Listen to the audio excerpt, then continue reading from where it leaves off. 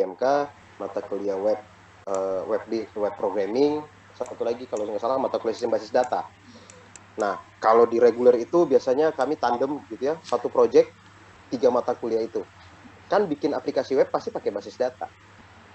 Gitu ya. Bikin aplikasi web pasti berhubungan dengan tampilan, interaksi. Nah, masuk tuh unsur-unsur interaksi manusia komputer di sana. Jadi tandem di situ. Dan biasanya ide-ide yang teman-teman berikan atau yang ada dari dosen yang tadi saya langsung sebutin tadi bikin aplikasi tadi biasanya sih itu dipakai sampai akhir semester atau akhir kuliah itu, bahkan ada yang bikin aplikasi untuk langsung tugas akhir. Jadi dari sekarang itu sudah tergambarkan gitu ya. Jadi sudah tergambarkan untuk apa namanya untuk oh iya nanti saya bikin aplikasi apa atau saya bikin sistem apa. Ini ya teman-teman, sistem informasi saya belum masuk materi ya, belum masuk materi. Sistem informasi itu apa namanya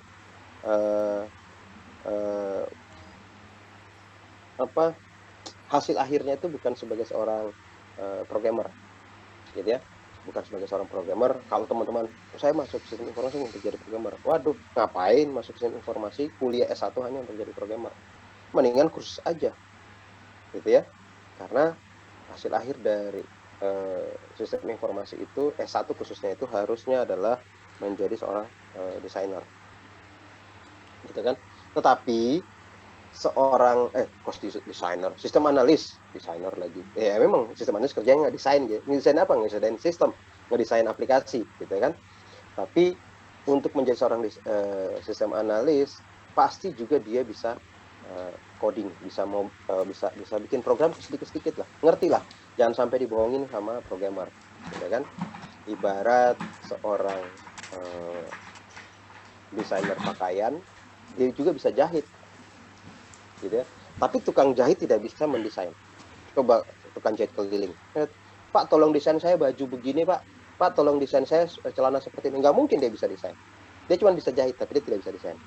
Tetapi kalau desainer, suruh ngejahit, dia bisa. Kenapa? Karena desainer itu adalah ilmu. Ngejahit itu adalah pekerjaan harian. Bahkan pada saat mungkin teman-teman di rumah, ada apa namanya, ya kos kaki robek gitu kan, mau pakai sepatu, ya kos kakinya ujung kos kakinya robek, ambil benang jarum jahit kan bisa tanpa belajar. Coding pun demikian, jadi programmer pun demikian, kita bisa tinggal cari tanya Mbah Google, Google kasih tahu gue dong gimana cara bikin aplikasi ini, atau Google kasih tahu gue dong bahasa ini perintah untuk if itu bagaimana sih, dia kasih tahu tuh. Sama aja kita buka kamus. Tetapi alur dari aplikasi itu, alur dari sistem itu, desain dari sistem itu Google tidak bisa kasih tahu karena ada di sini dan ada di sini. Itu yang dipelajari, itu ilmunya, gitu ya teman-teman. Jadi sekalipun yang sekarang sudah bekerja sebagai programmer, jangan kecil hati, karena ketika Anda lulus, Anda bisa mendapat satu ilmu lagi, yaitu desain mendesain sistem, merancang sebuah sistem dan tinggal kasih, nih programmer tinggal kerjain.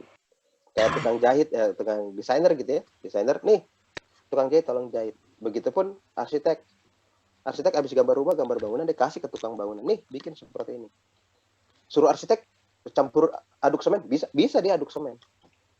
Tetapi kalau untuk si tukang bangunan nggak bisa dia desain rumah. Gitu ya kira-kira gambarnya seperti itu di sistem informasi. Tadi saya tanya, mungkin ada yang lain, makanya saya bilang Mas Adino selesai dari mata kuliah ini siapa tahu bisa bikin merancang gitu kan aplikasi di toko itu kan. Ya mungkin ya tidak menutup kemungkinan bisa nyaingin si siapa namanya Tokopedia gitu kan. Gitu ya. Oke, ada yang mungkin Mbak Katie kerja sebagai apa? Saya auditor toko harian. Auditor. Auditor itu berarti ngaudit akuntansinya. Iya, pengeluarannya. Bikin sistem bikin aplikasinya, ya kan? Mau masuknya bagaimana supaya tidak ada penyimpangan dokumen, ya kan? Nah, oke. Nah, Mas Rahmat, pas baru nyalain kamera langsung ditembak. Dor. Kerjanya sebagai apa, Mas? Ya Pak, aduh, Kerjanya sebagai apa? saya di bagian EDP Pak, simulasi program Pak. Simulasi program, EDP. Berarti kerjanya testing juga ya? Iya Pak, ada testingnya juga. Ada testingnya. Berarti ngerti coding lah ya? Dikit-dikit ngerti Pak. Kalau orang jadi testing, nggak mungkin dia nggak ngerti coding. Gimana Pak? Nggak mungkin dia tidak mengerti desain. Pasti dia akan ngerti. Nggak mungkin dia tidak mengerti bagaimana bikin sistem. Gimana dia mau testing kalau dia nggak ngerti sistem, bikin sistemnya bagaimana. Ya kan? Iya. Oke. Berarti kalau ngetes begitu, berarti sampai dengan antar muka juga gitu ya?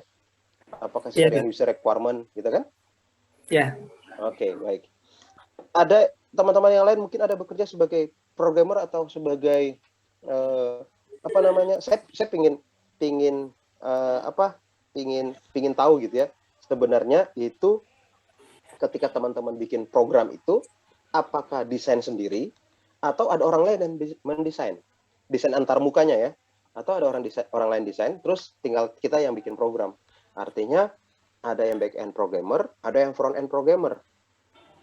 Atau teman-teman semuanya aja di lab sendiri. Nah, kalau di lab sendiri itu prosesnya seperti apa? Karena ini akan berhubungan dengan mata kuliah kita hari ini. Bukan mata kuliah kita hari ini doang sih. Satu semester ini maksudnya untuk mata kuliah IMK ini. Ada yang bekerja sebagai programmer atau UI UX design? Tidak ada? Mbak Arum? Sebagai apa? Enggak, Pak. Aku ini verifying data di ini sih perusahaan anaknya Astra. Verifying data ngapain tuh? Jadi call data nasabah buat di verifying dikunjungi gitu. Oh, oke. Survey, Okay. iya. Datanya ini. Berarti sudah ada aplikasinya gitu ya? Iya. Itu buat leasing sih sebenarnya. Ya. Itu Pak. Ada aplikasinya, terus tinggal lihat gitu kan, nanti dikasih, oh data ini sudah oke nih, langsung tinggal submit, kasih ke orang yang akan datang ke lokasi gitu ya? Iya benar, itu kayak kredit analis gitu Pak. Ya, saya paham. Ya. Bisa juga tuh dianalisa kekurangannya di mana sistem itu, antar mukanya seperti apa, apakah sudah user friendly atau belum. Kalau belum tinggal ngajuin bikin sistem yang bukan bikin sistem baru tetapi perbaiki sistem yang sudah ada. Tidak ada? Oke, baik teman-teman. Jadi kalau kita bicara tentang kenapa kita harus belajar mata kuliah interaksi manusia komputer?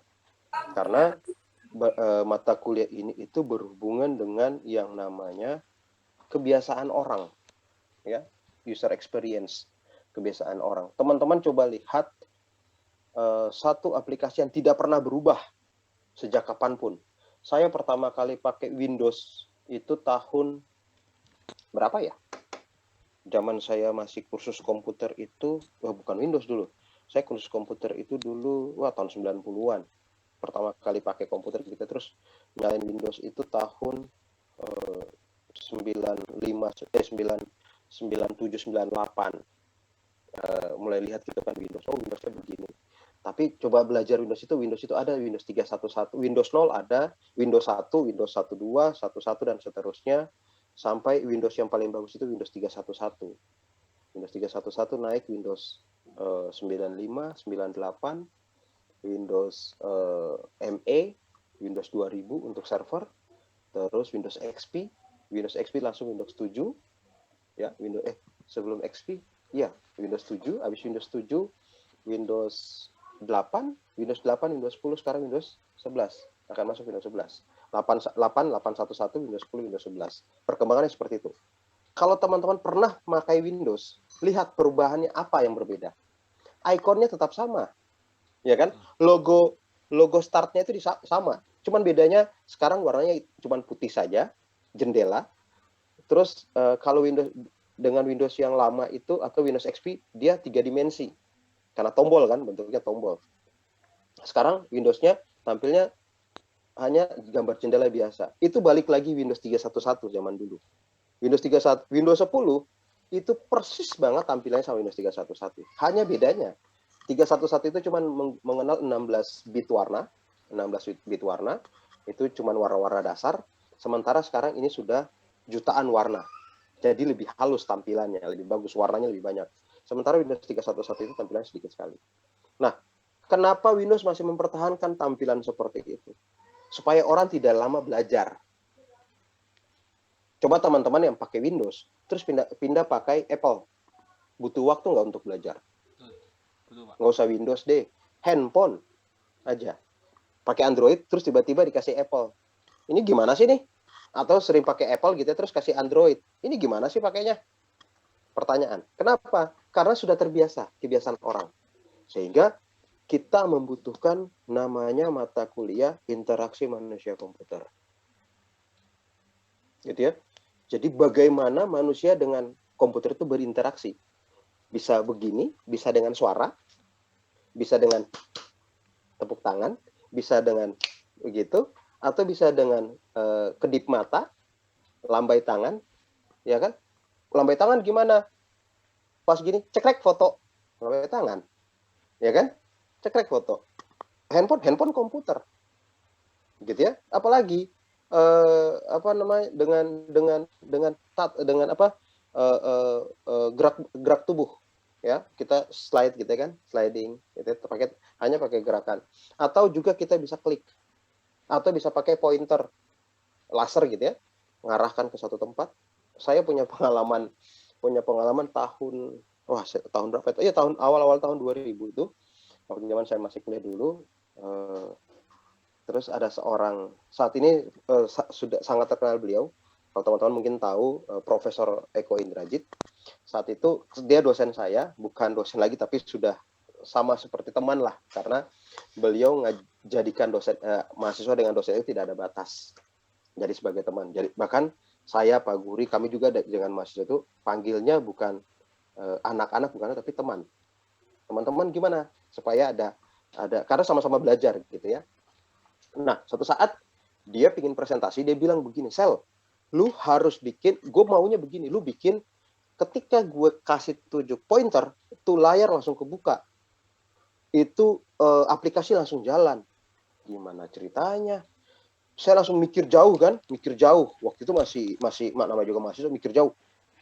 Mas, kita harus punya InFocus yang bisa menangkap itu. Yang pertama. Yang kedua, kita harus punya layar yang bisa. Dia bilang, ngapain lu mikir jauh-jauh? Lu tinggal lihat aja. Semua orang, kan dia bilang gini, nanti gue suruh semua orang yang ada di dalam ruangan itu menunjuklah kepada satu titik. Gitu, satu titik. Terus, layar itu kebuka. Gimana ceritanya? Pokoknya nanti kalau gue pas nanti lihat pointer warna hijau nyala, nah, lu tekan enter, layar itu terbuka. Idenya bagus. Saya bilang, iya ya. Akhirnya dikerjakan seperti itu. Tapi sekarang itu sudah bisa terjadi. Kenapa? Karena sekarang sudah banyak sensor. Zaman tahun awal-awal 2000-an itu belum ada yang namanya Android, itu baru mulai dikenal gitu kan. Sekarang sudah ada.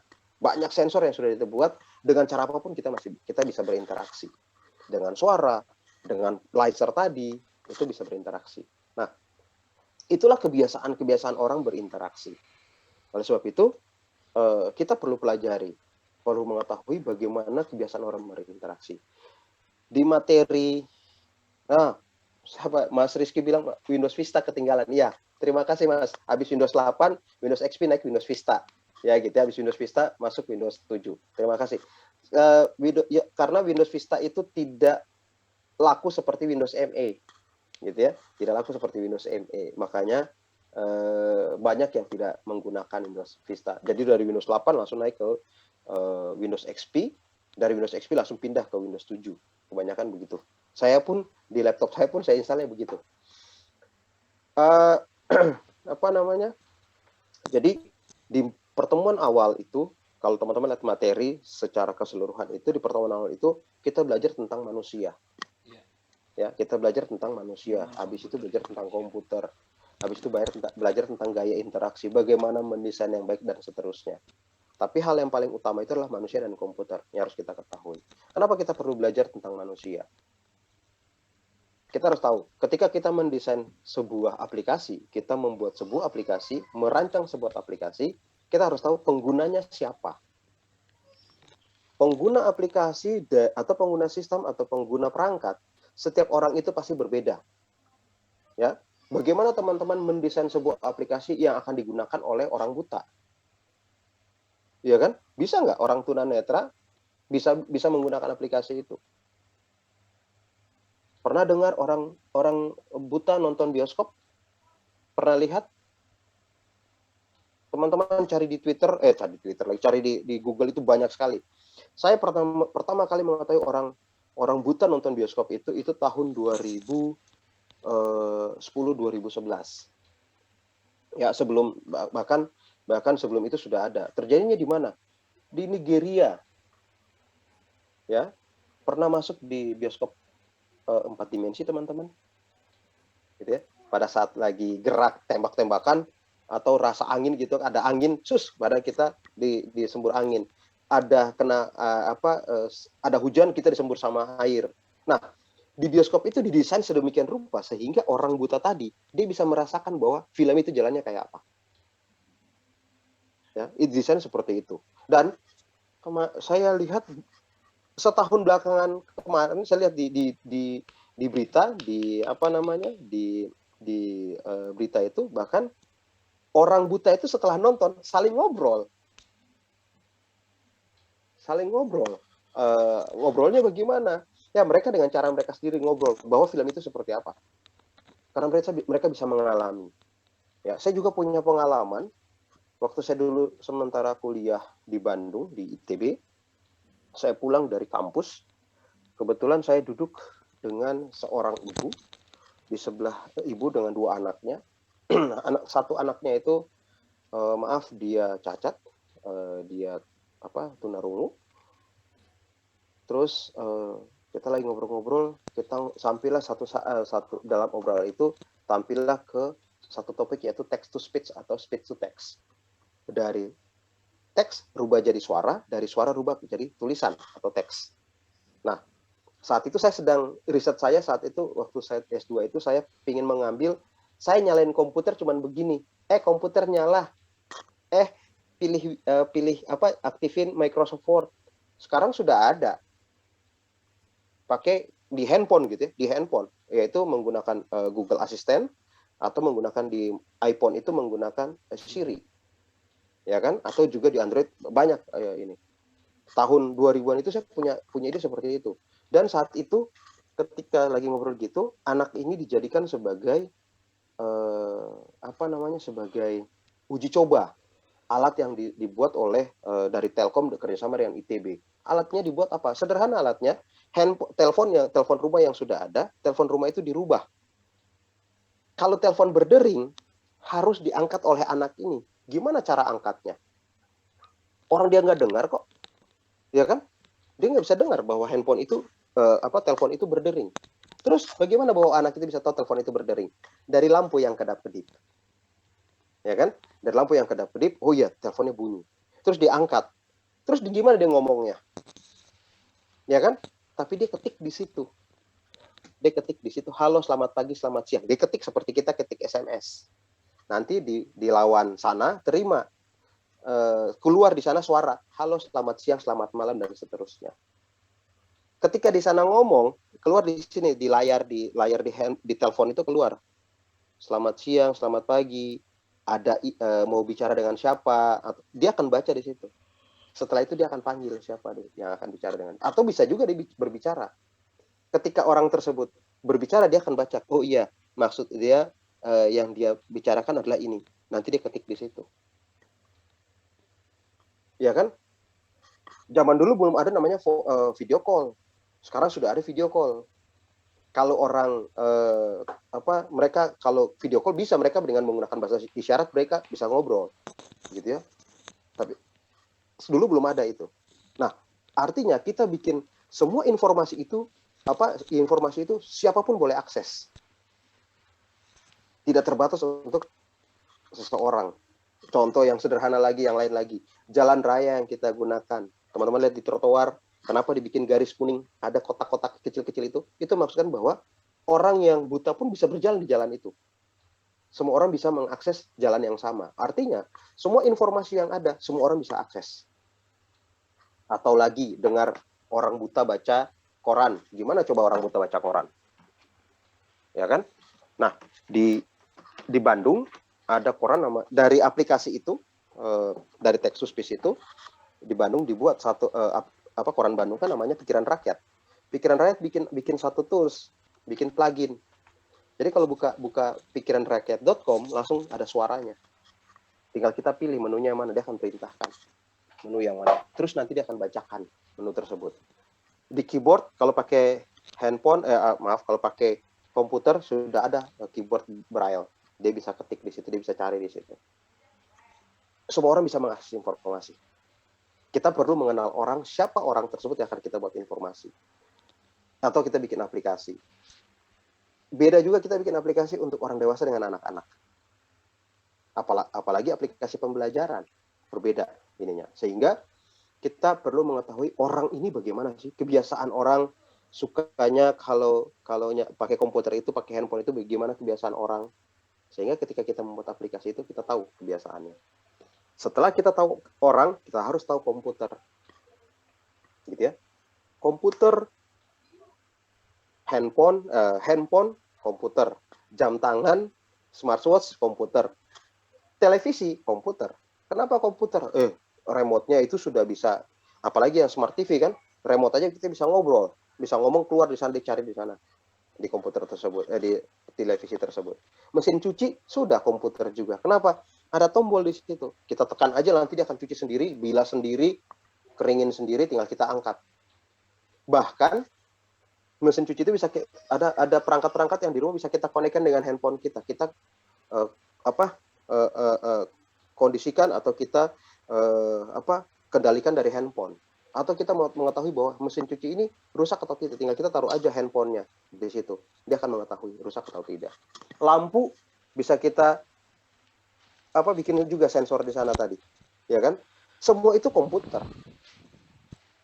Kenapa dibilang komputer? Karena komputer itu ada 3 komponen, yaitu komponen input, komponen proses, dan komponen output. Input, proses, output. Inputnya apa? Ya kan? Inputnya. Terus prosesnya apa? Prosesnya adalah dia membaca. Ini apa? Oh, nyala. Kalau begini, mati. Outputnya apa? Oh, outputnya lampunya mati. Nah, itu komputer. Jadi, kalau kita bilang komputer, bukan saja terpaku pada PC, laptop yang kita gunakan. Ya. Dulu saya kuliah, dosen saya bilang begini. Ketika sudah ada laptop, komputer kan besar. Dulu komputer itu, kalau teman-teman belajar komputer kan, lihat sejarah komputer mulai dari mainframe. Mungkin satu ruangan 6x6 ruangan itu, atau bahkan bisa lebih dari itu, komputer sebesar itu, CPU sebesar itu. Penggunaan penyimpanan data itu menggunakan tabung hampa. Tabung hampa itu berarti kayak tabung gas yang gede gitu kan, tabung oksigen yang gede seperti itu. Lama-kelamaan dia jadi dioda, lama-kelamaan dia jadi IC, lama-kelamaan dia jadi chip. Ya kan? Lama-kelamaan prosesor itu ya bentuknya chip yang sudah bahkan dengan mata telanjang kita tidak bisa lihat. Coba lihat prosesor di handphone. Bisa nggak lihat dengan mata telanjang? Nggak bisa. Atau coba lihat prosesor yang ada di Softland. Namanya apa ya? Yang Google punya tuh, Google Retina itu kan? Softland yang kita bisa pasang di mata terus bisa cari di sana. Wah, sebentar lagi ada iklan di belakang. Anak saya nangis-nangis.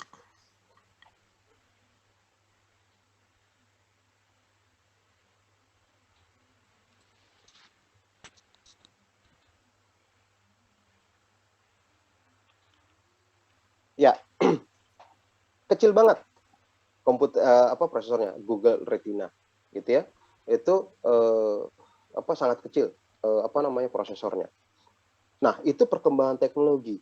Sekarang bahkan sampai waktu itu dosen saya bilang gini, sudah hadir handphone gitu ya. Dia bilang begini, lama-lama komputer itu pindah ke mata. Benar, keluarnya Google Retina.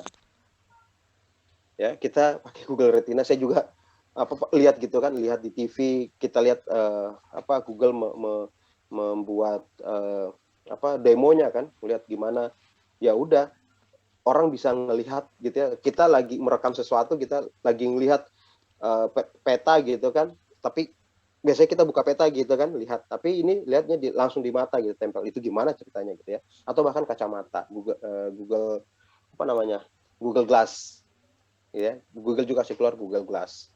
Banyak banget perangkat komputer yang sudah semakin canggih, bahkan apa namanya, tadi komputer yang besar, prosesnya besar, penyimpanannya, tempatnya besar, sekarang penyimpanannya sangat kecil sekali. Terus simpan, kalau sudah taruh di Google Retina, terus pakai Google Glass, terus simpan datanya di mana? Ada hard disk dong, ada memori dong, simpan di otak? Enggak, simpan di cloud. Yang penting koneksi internet, ya kan? Simpan di cloud. Jadi semua penyimpanan itu tidak lagi di perangkat, di cloud. Coba teman-teman beli iPhone, udah saya pakai 256 cukup. Kenapa? Memori di iCloud, tinggal saya bayar iCloud, ya kan? Banyak banget yang sudah dilakukan seperti itu. Nah, kita perlu mengetahui komputer. Kita tadi sudah desain canggih-canggih gitu ya, bagus. Sekarang perangkat yang kita gunakan ini jangan yang tadi kita desain, yang tadi kita rancang tidak bisa pakai di komputer. Kenapa? Ya komputernya tidak mumpuni, ya kan? Sudah bikin bagus-bagus, harus butuh hardware yang bagus, harus butuh apa namanya, spesifikasi hardware itu, misalnya memorinya harus berapa giga dan seterusnya. Kita harus memahami juga perangkat yang kita gunakan, ya. Itu kalau kita sudah memahami perangkat yang kita gunakan, kita sudah memahami orang yang akan kita desain ini seperti apa, maka kebiasaan orang-orang itu seperti apa, dan kita sudah memahami bahwa aplikasi apa yang akan kita buat, sistem apa yang akan kita buat, akan kita desain. Buat, oh iya tampilannya seperti ini, gaya interaksinya seperti ini, klik atau supaya orang tidak lama untuk mencari, sudah tinggal ketik 3 huruf langsung keluar daftarnya, tidak perlu lagi scroll ke bawah gitu ya, mempermudah orang untuk bikin, jangan sampai combo box panjang banget, combo box, daripada combo boxnya panjang, tulis aja 3 huruf langsung keluar, jadi sudah lebih spesifik gitu kan. Nah itu bisa kita buat seperti itu, membuat orang supaya tidak lama untuk berhadapan dengan komputer, atau supaya orang tidak stres gitu kan. Ada lagi bagaimana error handling ketika bikin error, udah gitu nggak ada pesan error lagi, gitu aja diam, orang akan tinggalin tuh aplikasi, karena kebiasaan orang harus ada informasi yang dibalik. Coba kamu ngomong sama teman, ngomong aja terus gitu ya, terus tidak ditimpalin balik, tinggalin nggak kalian? Apalagi ngomong sama pacar gitu kan, ngobrol, ya gue dicuekin, pasti tinggalin. Begitupun orang dengan komputer, ketika sudah input, loh, ini kok nggak ada reaksi, dia tinggalin aplikasi itu, dia cari aplikasi yang lain.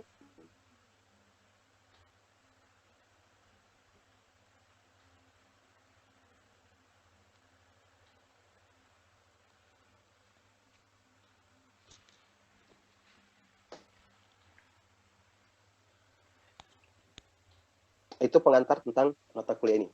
Lengkapnya nanti teman-teman akan belajar di lihat di materi yang ada di LMS gitu ya. Lihat LMS, jangan segan-segan untuk bertanya. Kalau teman-teman membutuhkan untuk bikin grup untuk diskusi juga silahkan kalau mau bertanya gitu ya. Mungkin di sini ada yang jadi mahasiswa PA saya.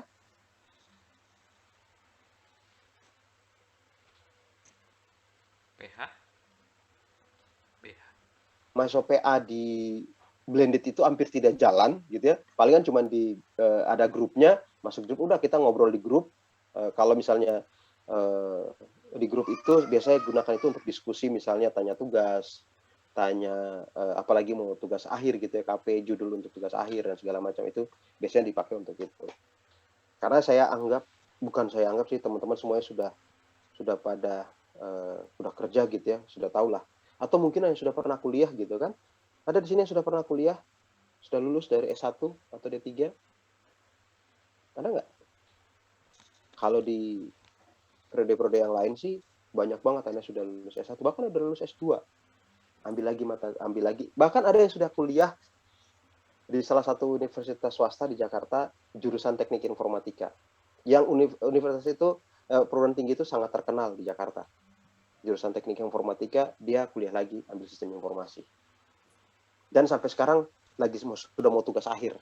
Besok kita kuliah lagi sama kita ketemu lagi untuk membicarakan tugas akhir. Silakan teman-teman, jika ada pertanyaan untuk didiskusikan, silakan. Waktu dan tempat saya berikan.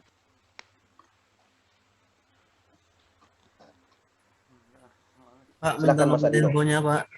Ya, silakan Mas Dino. Minta nomor infonya, Pak. Oh, minta nomor handphone, minta beli. Saya tulis di ini aja ya, saya tulis di chat ya.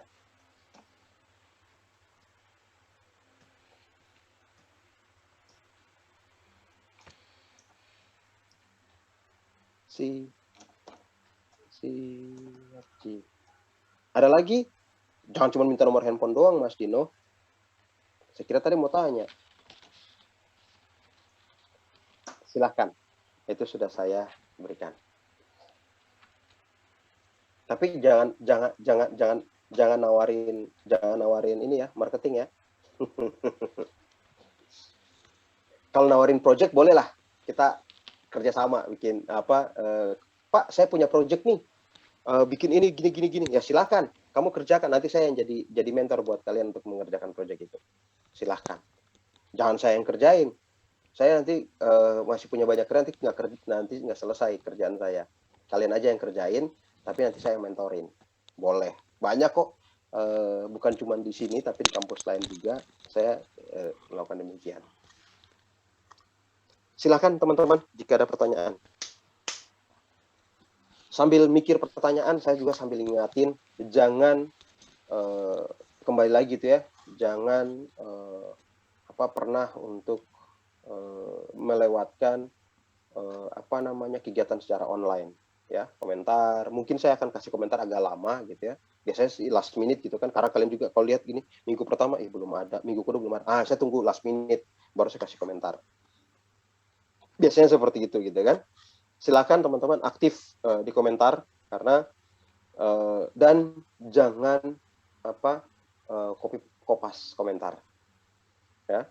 Kalau kopas komentar itu biasanya saya langsung cuman read aja tuh biasanya. Langsung saya kasih komentar kopas ya. Kayak gitu. Atau boleh teman-teman mungkin tidak sengaja, mungkin karena bertanya tentang sesuatu terus ambil dari sebuah internet gitu ya. Ambil dari internet, ada ininya, terus kopas taruh di situ. Terus ada teman yang lain juga yang ambil sumbernya sama. Silakan taruh sumbernya teman-teman. Dan tanggal aksesnya. Supaya saya bisa tahu, oh iya ini tanggal aksesnya sekian, tanggal aksesnya sekian. Gitu ya, kalau mau kopas seperti itu. Gitu ya. Sekarang itu juga sebagai referensi. Nanti ada tugas di pertemuan 12. Sudah lihat tugasnya belum? Sudah tampil belum tugasnya? Belum, Pak. Di pertemuan ke-12. Itu ada tugas? Sudah? Belum Pak, saya belum lihat. Belum lihat. Nanti itu ada tugas mandiri untuk semua orang. Itu saya minta untuk mereview tampilan dari website UPJ. Silakan teman-teman review website tersebut. Mau maki-maki juga silakan maki-maki aja. Nggak apa-apa. Karena dengan cara seperti itu kita memahami. Nanti satu saat teman-teman juga akan melakukan hal yang sama. Ketika sudah desain, teman-teman akan kasih kan hasil desain teman-teman itu kasih ke vendor lagi, kasih ke user atau orang yang punya pekerjaan itu kasih. Nanti akan dibagi-bagi juga tampilan kayak apa, saya nggak setuju begini dan seterusnya. Ya kan seperti atau saling review teman-teman satu orang review punya yang lain atau yang lain juga review punya yang lain gitu. Itu juga termasuk salah satu pekerjaan yang juga dilakukan sama Mas Rahmat tuh. Itu review tampilan. Betul ya Mas Rahmat ya? Iya, Pak. Ya. Itu termasuk juga itu review. Jadi itu ada tugas 12, itu silakan teman-teman review dari sisi tampilannya, dari sisi icon yang digunakan, kepadatan informasi gitu kan. Apakah terus letak menunya, tata letak menu, teman-teman bisa kasih komentar di situ. Oke. Baik. Tidak ada pertanyaan? Alhamdulillah. Grupnya tidak ada, Pak. Tidak ada? Ya,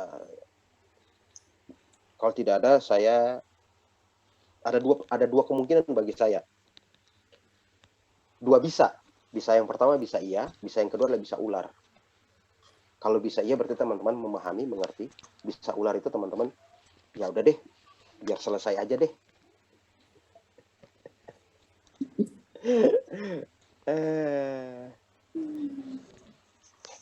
Gitu ya. Oke, kalau silahkan nanti teman-teman bisa lihat materi di LMS, dilihat materi itu. Kalau ada pertanyaan silahkan. Kalau teman-teman bikin grup gitu ya, bikin grup. Kalian sudah punya grup? Bikin grup nggak? Grup ya nggak? Bikin ya? Ada, Pak. Ada. Kalau kalian bikin grup terus mau invite saya, terus di situ ada kalian mau jadikan sebagai tempat untuk kita berdiskusi juga, silahkan. Dengan senang hati saya akan membantu teman-teman untuk belajar gitu ya, untuk sama-sama karena saya juga belajar. Siapa tahu dalam teman-teman pada saat saya teman-teman ketemu masalah gitu ya, ketemu masalah, terus mungkin bikin aplikasi atau ada aplikasi di kantor, di tempat kerja, terus aplikasi itu bermasalah atau seperti apa, terus ada sharing gitu kan. Saya juga punya insight baru gitu ya. Oh iya, ternyata bikin aplikasi ada juga kayak begini ya. Dan saya juga bisa belajar. Kayak kemarin ada kalau nggak salah teman-teman juga mungkin udah masuk di grup WA yang besar, kelas besar. Itu ada salah satu mahasiswa angkatan pertama yang share. Ada nggak yang bisa bikin website seperti ini? Saya pas lihat website, tampilannya bagus banget nih. Iya. Saya pernah buat seperti itu, cuman tampilannya kalau dia kan bentuknya menu, tapi bentuknya gambar. Menu itu dalam bentuk gambar, gitu ya. Menu-minuman, makanan nih, tapi dalam bentuk gambar. Dan gambar itu ya seperti poster gitu ya. Saya pernah buat seperti itu, tapi bentuknya apa sih namanya itu? Peta sebuah daerah, gambar peta, terus nanti diklik peta itu keluar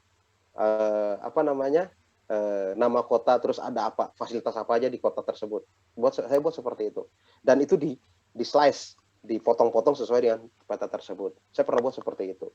Kalau ini saya lihat, keren juga nih. Nah itu bagaimana itu termasuk salah satu. Oh iya, gimana ya cara buat seperti itu? Karena itu kan experience baru buat orang, buat pengguna gitu ya, pengalaman baru untuk pengguna. Dan mungkin pengguna anak-anak muda itu lebih senang seperti itu tampilannya. Karena itu kan berhubungan dengan makanan gitu kan, lebih enak. Wih, tampilannya keren nih, bisa orang akan banyak untuk berkunjung ke halaman web tersebut. Baik, teman-teman yang lain, Bobby, Mas Rizky, Mbak Alma, Mas Ridwan, Regita, tidak ada pertanyaan? Ada dua kemungkinan nih, nyalain masuk gitu ya, login. Ya, silakan, Nadifa. Iya. Untuk yang tadi, yang perihal desain yang di grup besar itu, apa nanti kita juga akan mempelajari itu, Pak?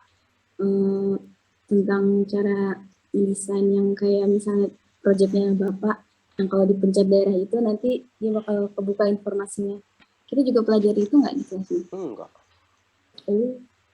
Jadi gini.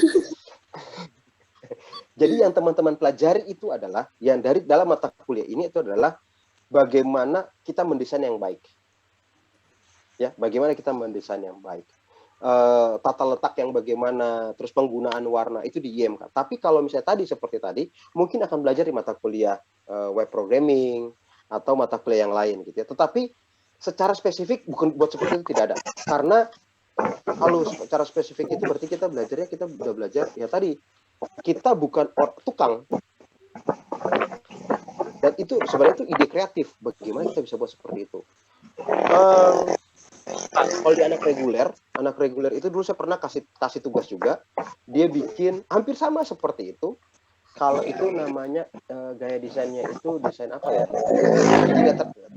Desainnya tidak beraturan. Kalau yang beraturan itu kan menunya ada gitu ya, tempatnya tepat gitu ya. Tapi ini desain tidak beraturan. Itu memang lain daripada yang lain. Itu tahun angkatan 2017. angkatan 2017 mata kuliah IMK itu tahun berapa ya? Saya lupa. Tahun 2017 betul.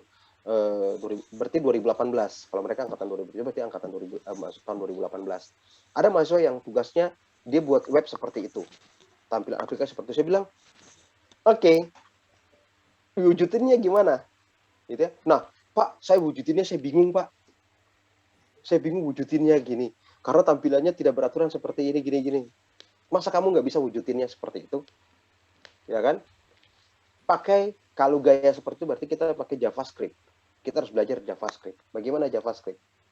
Atau kalau kita buat seperti itu, kita bisa pakai ada namanya, kalau saya pakai peta tadi, ada peta itu, kalau peta itu bisa kita gambar, ada bentuknya. Kalau kita belajar gambar ya, format gambar itu ada beberapa format gambar. Ya, mungkin teman-teman sering pakai itu JPG, JPEG, PNG, ya, TIFF, BIT, BMP atau BMP. Ada satu lagi namanya SVG, SVG. SVG itu penyimpanannya itu bukan bersifat gambar, tapi penyimpanan itu bersifat gambar itu dibentuk dari angka-angka. Sifatnya itu adalah seperti vektor. Tapi pada saat kita simpan, dia bukan, kalau kita klik itu dia bukan bentuknya gambar, tapi dia harus preview itu dari browser. Dia hanya bisa preview lewat browser. Kalau kita edit, maka kita kan nggak bisa edit video, gambar itu tidak bisa edit, karena dia kalau kita edit bentuknya nanti tampilannya akan keluar, kita bisa buka pakai editor, entah pakai Notepad atau kita pakai apa. Dia karena bentuknya bentuknya itu seperti kita tulis tulis coding gitu, seperti itu. Nah, waktu saya bikin peta saya pakai itu. Saya pakai gambar seperti itu. Ya. Secara spesifik teman-teman, kita tidak akan belajar, tetapi kalau teman-teman akan buat seperti itu, ada pertanyaan, Pak, saya ada kasus seperti ini. Oke, kita coba buat seperti apa. Kita akan cari jalan keluarnya bagaimana. Kita bisa berdiskusi. Secara spesifik kita tidak akan belajar bagaimana mempraktekkan seperti itu, tetapi mari kita kalau teman-teman ada kasus seperti itu, boleh kita belajar sama-sama. Gampang kok, nggak susah. Yang penting kita tahu ini bikinnya pakai apa. Mau bikin brownies, browniesnya enak banget, gampang kok bikin brownies. Lah, beli aja di Indomaret yang sudah jadi, tinggal sampai kasih air, dikocok, kasih telur, selesai. Tapi rasanya pun, rasanya juga enak. Bagaimana supaya rasanya lebih enak ya? Ada kasih, dan yang kasih bumbu-bumbu itu kan kita tahu sendiri, gitu ya, kita yang bisa simpan sendiri. Begitupun dengan programming, tinggal kita ambil. Di Google itu, di mbah Google itu sudah banyak plugin yang bisa kita gunakan. Ya, jQuery ada, yang paling banyak itu jQuery. Itu plugin yang bisa kita gunakan untuk bikin aplikasi. Nah, kita pakai. Makanya mbah Google. Ya, Mbak Nadifa, jadi tidak secara spesifik kita akan belajar itu, tetapi di mata kuliah ini lebih belajar bagaimana mendesain yang baik, tata letak, gitu kan. Komponen-komponen apa saja di dalam interaksi itu, bagaimana gaya interaksi itu kan tadi saya bilang ada pakai suara, ada pakai tepuk tangan, ada pakai kedipan mata, ada pakai banyak lah, bisa klik itu gaya interaksi ya. Ada lagi teman-teman, silahkan Pak, saya mau bertanya, Pak. Silahkan Mas Faris. Maaf, saya bertanya sambil di jalan. Sambil di lagi jalan. prepare di jalan. Ini Pak, nanti kira-kira skupnya untuk penggunaan untuk pelajaran nanti yang Bapak pegang nanti, kira-kira kita akan belajar menggunakan software apa, Pak? Tidak ada pakai software. Apa yang tidak ada menggunakan software sama sekali. Saya tidak pernah mengajak teman-teman untuk menggunakan software. Karena bagi saya software apa aja bisa kita pakai. Kalau saya bilang gini, kita pakai Adobe. Pak, Adobe mahal, Pak. Betul kan? Ya, untuk desain. Pak, Adobe mahal, Pak. Ya udah, mau pakai apa? Yang gratis. Terserah. Jadi, software itu hanyalah tools. Software itu adalah tools. Yang kita desain, teman-teman, kalau teman-teman desain pakai PowerPoint juga pun bisa. Saya kasih contoh, saya mendesain pakai PowerPoint. Salah satu antarmuka. 2 menit deh. Kita sudah lebih 5 menit nih. Mana ya project? Tangkap. ASNG revisi.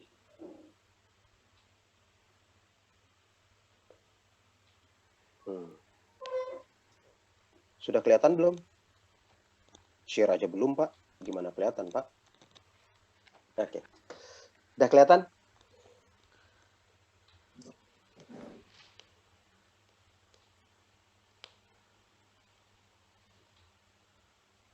Untuk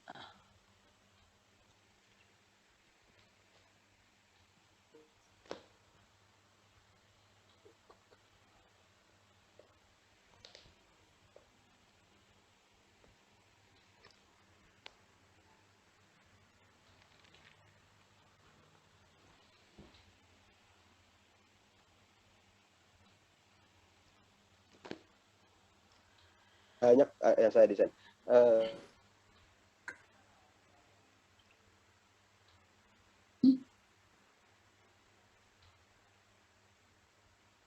Bapaknya keluar ya?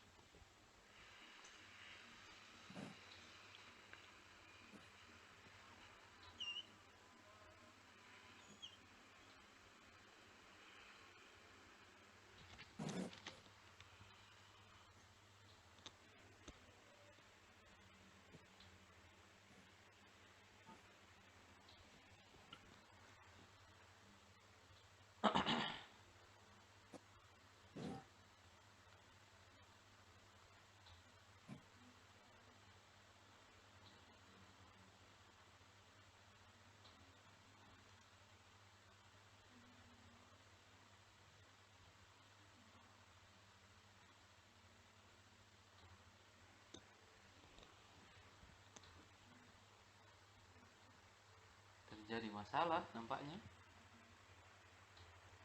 Ini kenapa Zoom gua aneh? Nge-lag.